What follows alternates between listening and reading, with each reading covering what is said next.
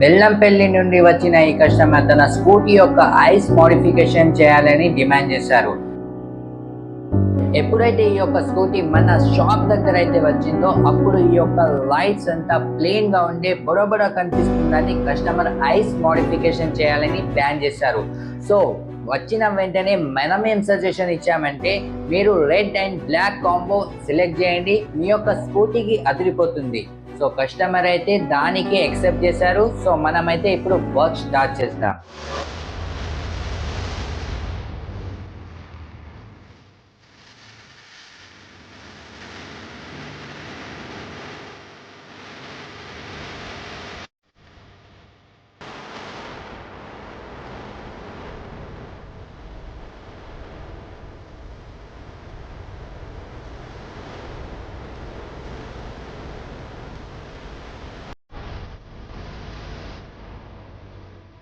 Finally friends, మనం red colour layer వేయడం అయితే కంప్లీట్ చేసాం. కంప్లీట్ చేసిన తర్వాత కస్టమర్ ఏం చెప్పారంటే, నేను ఐస్ యొక్క డిఫరెంట్ మోడల్స్ చూడాలనుకుంటున్నాను, సో కాస్త చూపించండి అని డిమాండ్ చేశారు.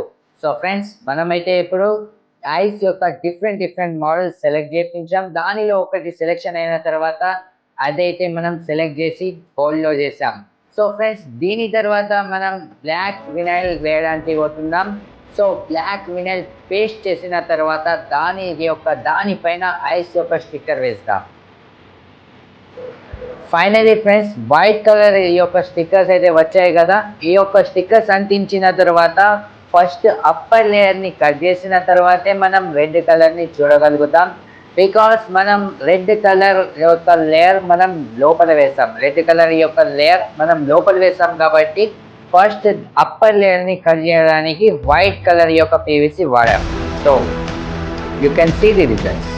సో ఫ్రెండ్స్, ఈ యొక్క స్టిక్కరింగ్ వర్క్ నైట్ టైంలో ఎలా కనబడుతుందో నేను సిమిలర్ వీడియో అయితే వెతికి మీకోసం పెడుతున్నాను. చాలా జాగ్రత్తగా చూడండి.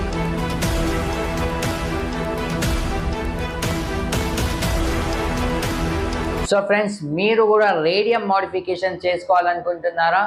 So heartful welcome from Evanats car, bike, auto rickshaw, any other vehicle. Follow me for more updates.